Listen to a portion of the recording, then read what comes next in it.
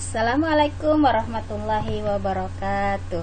Alhamdulillahirabbil alamin. Allahumma shalli ala Muhammad wa ala ali Muhammad. Rabbi shrah li sadri wa yassir li amri wahlul 'uqdatam min lisani yafqahu qawli. Rabbi zidni ilma warzuqni fahma. Apa kabar anak-anak yang saleh dan salehah? Alhamdulillah, semoga kalian selalu dalam sehat walafiat ya. Nah, ketemu lagi kita dalam pembelajaran pendidikan agama Islam dan budi pekerti pada tahun pelajaran 2020-2021. Ya, pada pembelajaran kali ini kita akan belajar tentang rendah hati, hemat, dan hidup sederhana.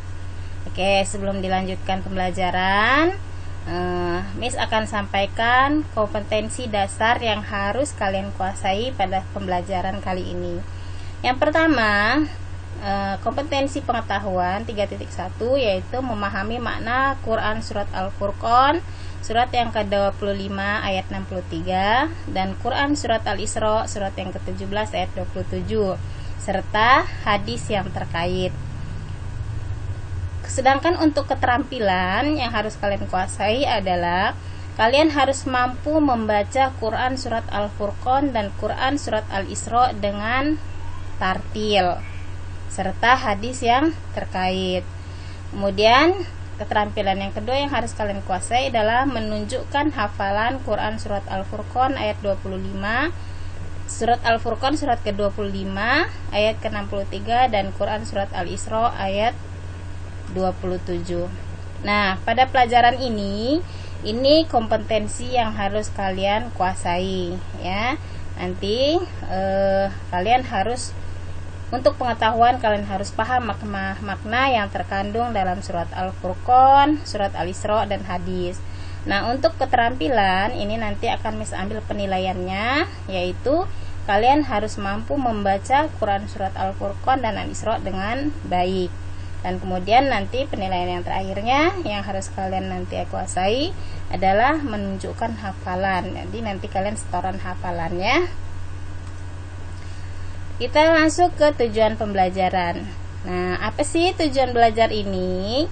Dalam bab ini, tujuan pembelajaran yang harus kalian kuasai adalah untuk pengetahuannya, yaitu kalian mampu menyebutkan arti dari Quran surat Al-Furqan ayat ke-63 dan surat Al-Isra ayat ke-27 serta hadis riwayat Muslim. Tujuan yang kedua, kalian harus mampu menjelaskan apa makna yang terkandung dalam Quran surat Al-Furqan ayat 63 dan surat Al-Isra ayat 27 serta hadis riwayat Muslim. Nah, dari segi keterampilan ya, tujuan pembelajaran yang harus kalian kuasai adalah kalian mampu membaca Quran surat Al-Furqan ayat 63 dan Quran surat Al-Isra ayat 27 dengan tartil dan benar serta hadis riwayat Muslim. Yang terakhir, tujuan belajar ini adalah kalian harus mampu menyetorkan dan melafazkan hafalan Quran surat Al-Furqan ayat 63 dan Al-Isra ayat 27 serta hadis riwayat Muslim.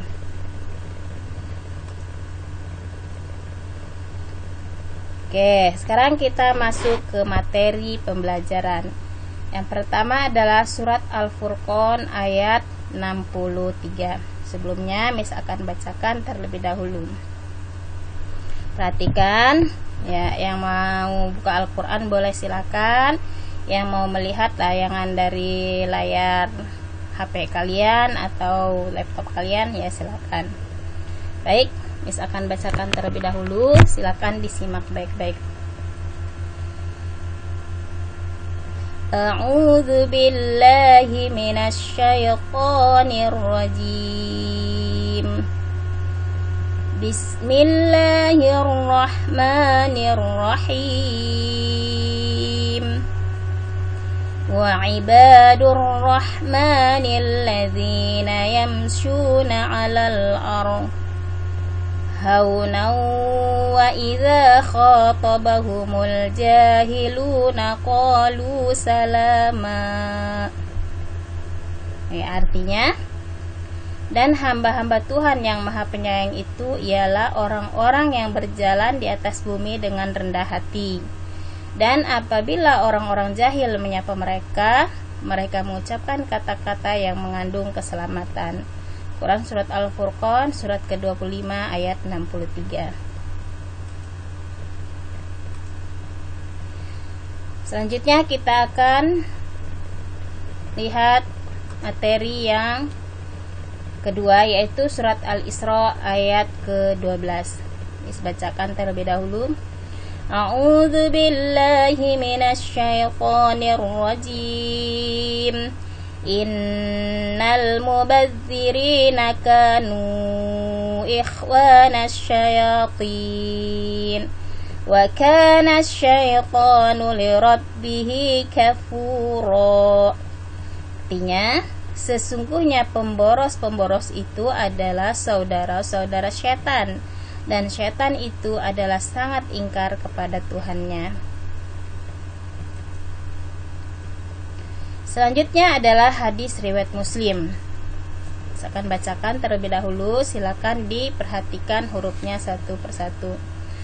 Wa an Abi Hurairah radhiyallahu anhu anna Rasulullah sallallahu alaihi wasallam qala ma naqasat sadaqatun min malin wa ma zadallahu 'abdan bi'afwin illa 'izza wa ma tawadda'a ahadun lillahi illa rafa'ahu Allahu 'azza wa jalla.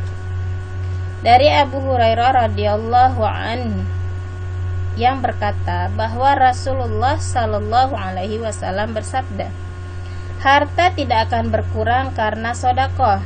Allah pasti akan menambah kemuliaan seseorang yang suka memaafkan. Jika tidaklah seseorang itu merendahkan diri karena Allah, melainkan ia akan diangkat pula derajatnya oleh Allah Azza wa Jalla. Hadis riwayat Muslim. Oke, sekarang kita akan melihat apa sih kandungan yang terdapat dalam surat Al-Furqan. Nah, surat Al-Furqan, surat yang ke-25 ayat 63. Ini termasuk ke dalam surat-surat Makkiyah. Apa itu surat Makkiyah? Yaitu surat-surat yang diturunkan sebelum hijrahnya Rasulullah sallallahu alaihi wasallam. Nah, Rasulullah itu hijrahnya itu pada tahun ke-11 kenabian ya. Jadi Rasulullah itu di Mekah itu kurang lebih 10 tahun. Kemudian Allah perintahkan kepada Rasulullah untuk berhijrah kemana yang pertama? Siapa yang masih ingat? Iya, Rasulullah pertama kali Allah perintahkan hijrah ke negeri Thaif, yaitu pada tahun ke-11 Nabi ya. Yaitu tahun kenabian yang ke-11 ya. Nah, ini awal hijrahnya Rasulullah pertama inilah yang menjadi latar belakang atau cikal bakalnya muncul tahun Hijriah.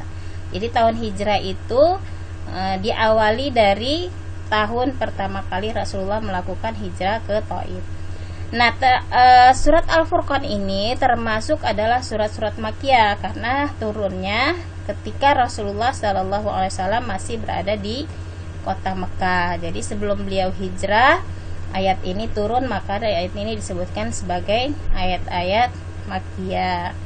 Surat Al-Furqan ini adalah surat ke-25. Jadi dalam susunan mushaf itu surat yang pertama itu adalah Al-Fatihah. Al-Fatihah artinya adalah pembukaan. Nah, surat yang terakhir itu adalah surat An-Nas. Sedangkan Al-Furqan ini termasuk urutan yang ke-25 dari penulisan mushaf Al-Quran. Surat Al-Furqan terdiri dari 77 ayat. Sedangkan Furqan sendiri artinya adalah pembeda. Ya. Apa saja kandungan yang terdapat dalam Quran surat Al-Furqan? Yang pertama, orang-orang beriman yang memiliki sifat tawadu akan memperoleh gelar Ibadur Rahman. Apa itu Ibadur Rahman? Ibadur Rahman artinya hamba Allah yang akan mendapatkan rahmat paling besar di sisi Allah. Nah, jadi sesungguhnya manusia itu di hadapan Allah itu sama. Apa yang membedakannya? Yaitu takwa. Jadi ketika nanti di hari kiamat itu akan muncul macam-macam bentuk wujud manusia. Nah, orang-orang yang aplikasikan kandungan dalam Al-Quran dalam kehidupannya, salah satu adalah tawadu ini, maka dia akan dijadikan oleh Allah sebagai ibadur rahman, yaitu hambanya yang mendapatkan rahmat yang paling besar nanti di sisi Allah ketika sudah sampai di padang mahsyar, ya, ketika hari kiamat nanti. Kemudian kandungan yang kedua yaitu Allah menjelaskan ciri-ciri dari ibadur rahman. Apa saja sih ciri-cirinya? Yang pertama, mereka itu berjalan di muka bumi dalam keadaan tawadu. Tawadu itu rendah hati, ciri-cirinya itu, ya. Kemudian tunduk pada apa? Tunduk pada aturan Allah. Ketika Allah melarang kita bersikap sombong, dia tidak sombong. Ketika Allah memerintahkan kepada kita untuk hidup sederhana, dia hidup sederhana. Ketika Allah perintahkan kepada kita untuk berjalan di muka bumi dengan merendahkan langkah kita, maka kita mengikuti. Nah, itu namanya ciri-ciri orang tawadu. Karena dalam berjalan pun Islam ini sudah mengatur, ya. Itulah hebatnya agama kita ini. Kita harus bangga punya agama Islam. Kenapa? Karena hal-hal sekecil apapun tidak ada yang tidak diatur dalam Islam, ya. Bahkan cara berjalan pun Islam sudah mengaturnya.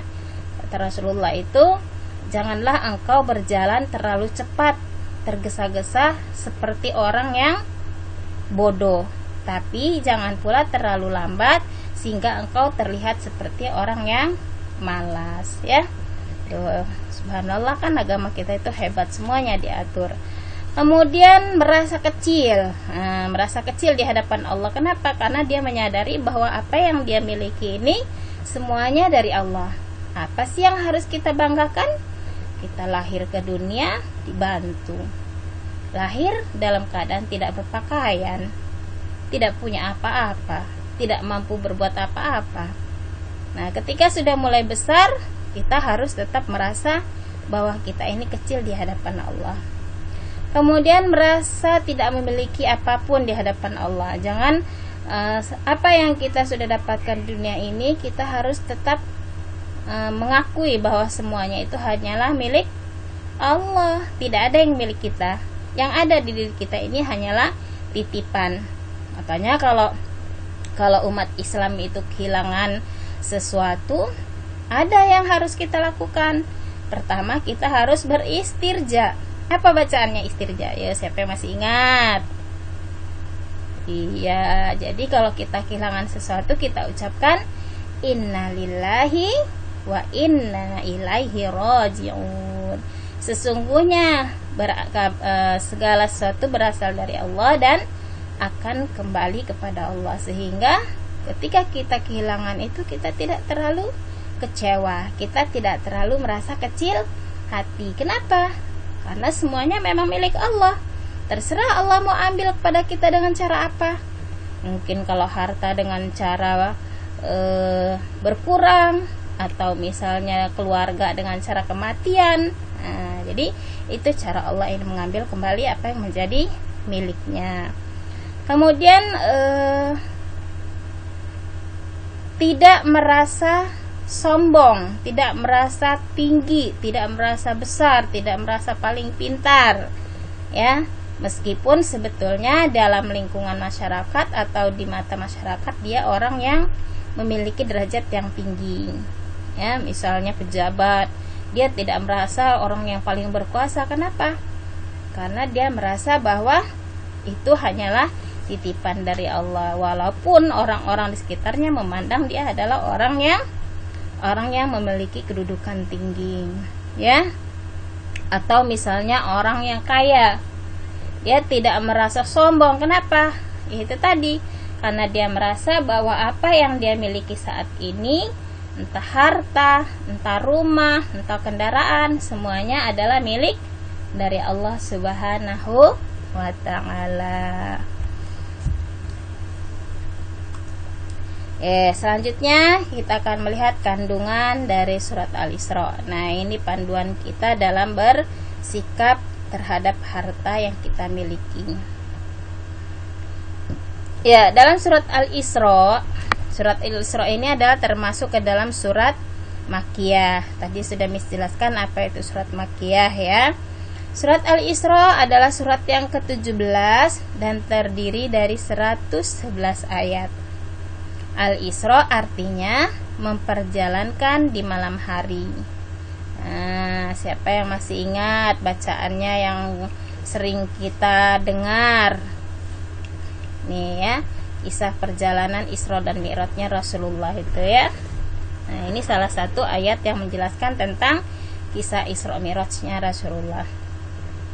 Apa kandungan yang terdapat dalam surat Al-Isra surat ke-17 ayat 27? Yang pertama, Allah mengingatkan bahwa sifat pemboros termasuk sifat yang buruk dan Allah mensifatkan sebagai saudaranya syaitan. Innal mubadzirina kanu ikhwanasy syayatin. Sesungguhnya orang-orang yang pemboros itu adalah saudaranya syaitan. Siapa yang mau jadi saudara setan? Ayo. Tidak ada yang mau kan? Nah, kalau tidak ada yang mau menjadi saudara setan, maka harus menghindari sifat-sifat setan.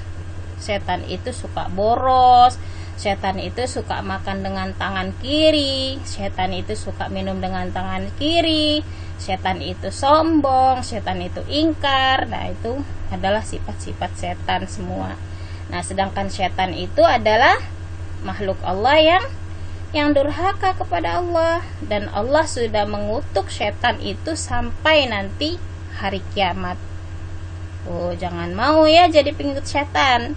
Kita harus menjadi pengikut Rasulullah ya. Kemudian dalam surat Al-Isra ini Allah melarang berlaku boros dan menghambur-hamburkan harta dalam berbelanja. Ya. Bagaimana cara menghambur-hamburkan harta, Miss? Misalnya, kamu sudah punya sepatu 5. Ada sepatu olahraga, ada sepatu buat sekolah, ada sepatu buat main, ada sepatu buat ke pantai. Ketika jalan lagi ke tempat perbelanjaan, kamu beli lagi sepatu 2. Padahal sepatu kamu sudah ada 5, dan itu pun belum semuanya kamu pakai. Nah, sifat seperti inilah yang disebut dengan menghambur-hamburkan harta, dan itu tidak boleh ya. Kita tidak diperbolehkan untuk melakukan hal tersebut.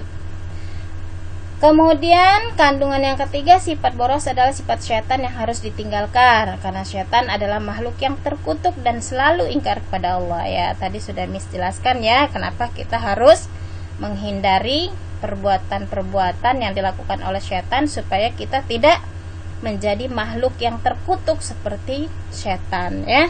Kita harus menjadi musuh-musuh syaitan.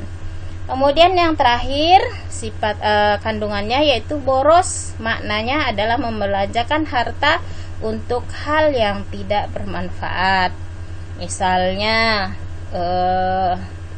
yang tidak bermanfaat itu, misalnya kamu beli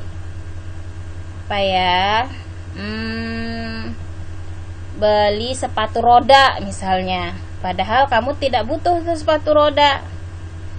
Terus kamu tetap beli walaupun harganya mahal. Nah, itu termasuk adalah perbuatan boros. Tapi kalau memang sepatu roda itu kamu ada manfaatnya dan memang kamu membutuhkannya, ya boleh silakan beli. Itu tidak termasuk kepada sifat boros.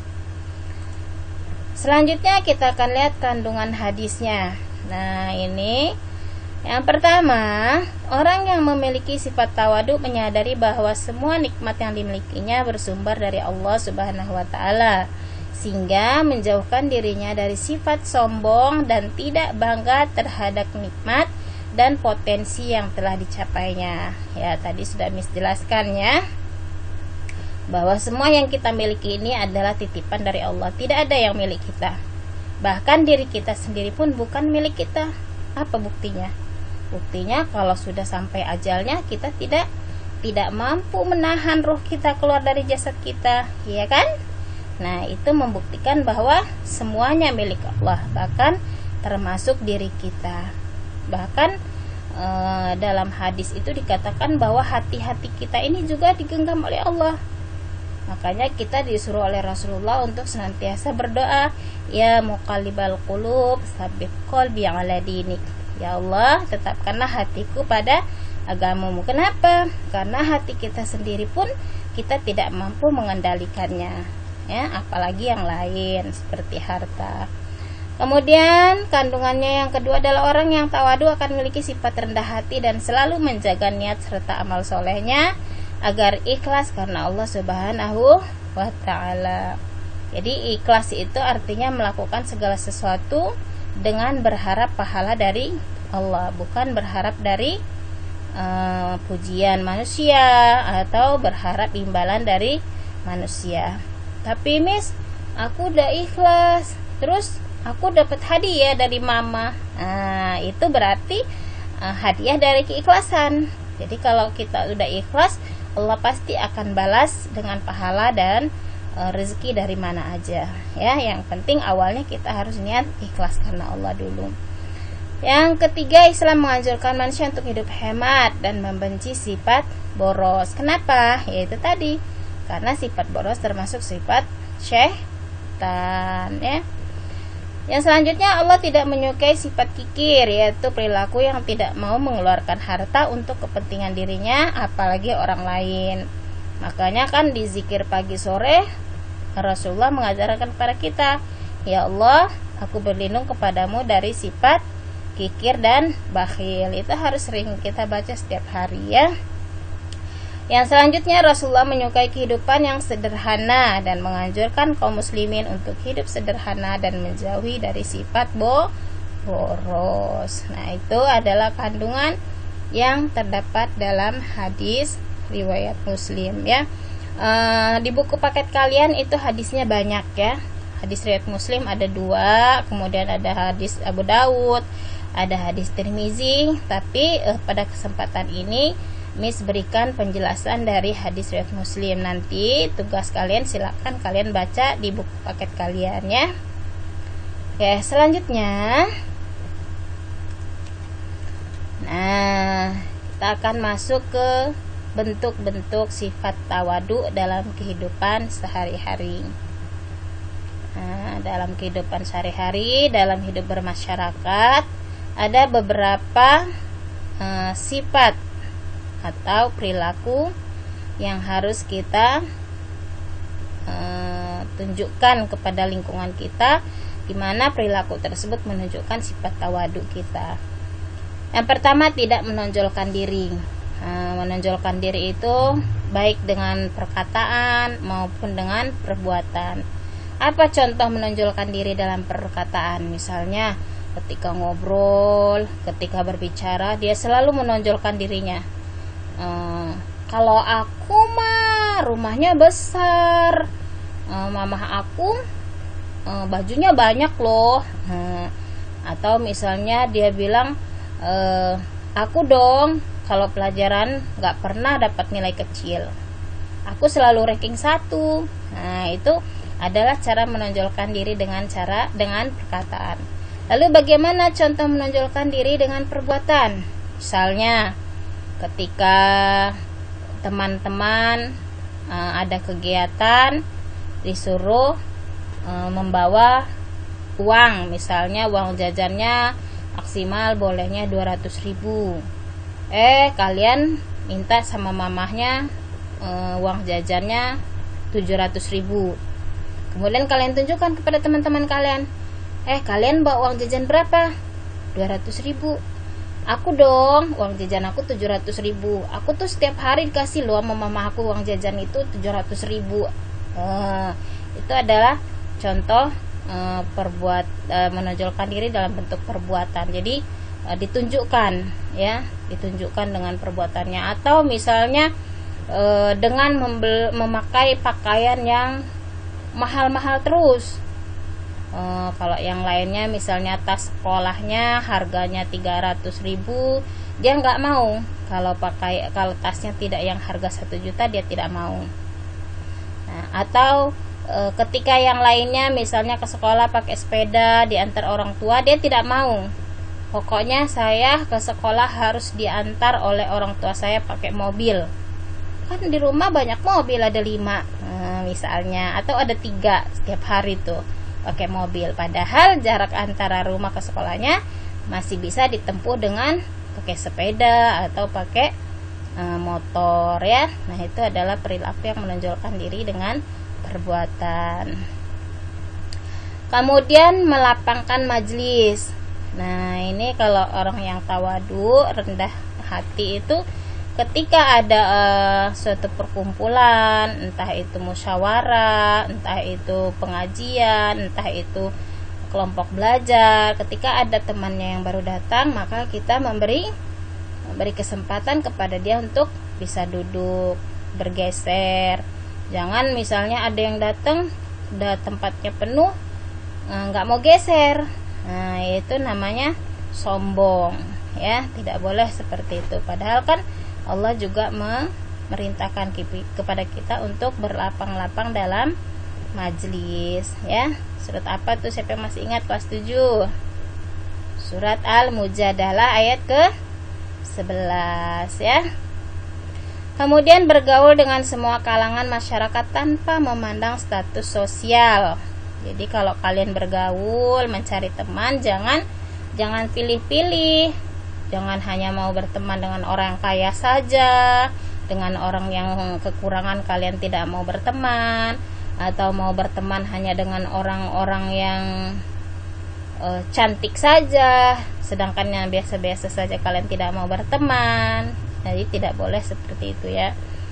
Selagi orang itu baik untuk agama kita, untuk perilaku akhlak kita, maka kita boleh berteman dengan siapa saja, kecuali jika orang tersebut akan memberikan dampak yang tidak baik bagi kita. Misalnya ketika kita berteman dengan orang yang agamanya berbeda dengan agama kita, kemudian setiap berteman dia selalu memberikan kita nasihat-nasihat sesuai dengan agama dia. Nah, itu tidak boleh. Kenapa? Karena kalau kita berteman dengan orang seperti itu, maka akan merusak pemikiran kita.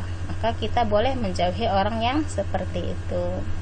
Tapi kalau hanya karena perbedaan status sosial, yang satu kaya, yang satu miskin, yang satu cacat, yang satu cantik, yang satu jelek, yang satu tampan, tapi kalau selagi mereka membawa kebaikan, maka kita boleh berteman dengan mereka. Kemudian bersilaturahmi. Silaturahmi ini artinya adalah mau berkunjung kepada sanak saudara ya. Misalnya ke rumah paman, ke rumah bibi. Jangan mentang-mentang orang tua kita orang kaya, paman kita orang yang biasa-biasa saja atau orang miskin, kita tidak mau. Nggak mau ke rumah paman, habis di rumahnya jelek misalnya. Nah, itu tidak boleh ya. Tidak boleh seperti itu. Kemudian tidak berlebih-lebihan dalam gaya hidup, baik dari penampilan, tadi sudah jelaskan ya. Misalnya berpakaian yang terlalu mewah, padahal yang biasa pun sebetulnya sudah cukup ya. Kemudian makan tidak berlebih-lebihan. Gimana caranya makan berlebih-lebihan? Misalnya ketika kita makan di restoran, padahal perut kita muatannya nggak banyak, tapi yang dipesan banyak, 10 macam makanan. Giliran makan dikit udah kekenyangan, akhirnya dibuang tuh makanan. Nah, ini adalah sifat boros, itu harus kita hindarkan. Begitu juga dalam hal minum ya. Kemudian bagaimana caranya agar terhindar dari sifat boros? Pertama, kita harus menabung. Nah, jadi kalau memang kita diberikan oleh Allah kelebihan harta, kelebihan rezeki, kita tabungkan. Jangan dibuang-buang, jangan dihambur-hamburkan untuk belanja hal-hal yang tidak bermanfaat ya. Kemudian hidup apa adanya. Nah, Nah, kalau memang kebutuhan makan kita misalnya sehari sekali makan, misalnya nasi, sayur, lauk udah cukup, ya sudah makan itu. Tidak usah semuanya kita beli. Sudah ada rendang, sudah ada ayam, sudah ada kambing, ada gulai, ada seblak, ada cilok, semuanya dibeli sekaligus. Nah, itu adalah perbuatan pemborosan ya. Kemudian sering bersedekah. Jadi kenapa? Karena sering bersedekah ini adalah merupakan salah satu cara agar kita terhindar dari perbuatan boros ya.